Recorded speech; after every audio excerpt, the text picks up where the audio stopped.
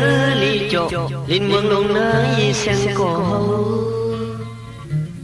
เป็นปอยเป็นลางกูปีฮือมีน้องตางเลยขี่ไม่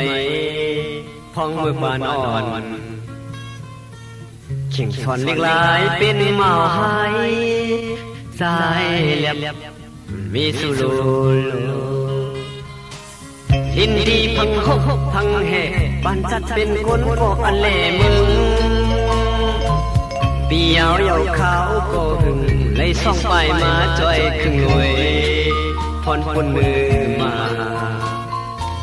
จากการวันเมืองปืนปังมา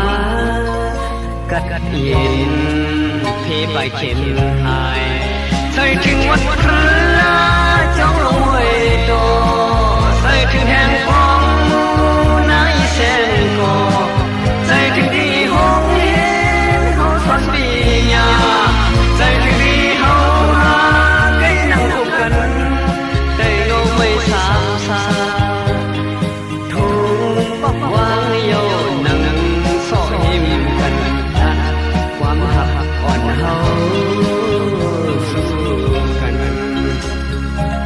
ตีกันเย็นวันหนึ่งอยู่ตีเลยเที่ยวขึ้นหิมกันอยู่นาน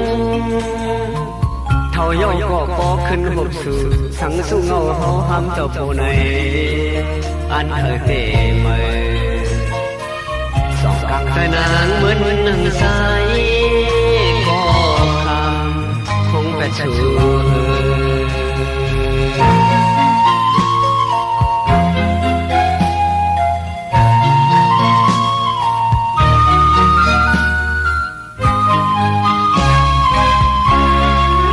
ใส่ถึงวันพระ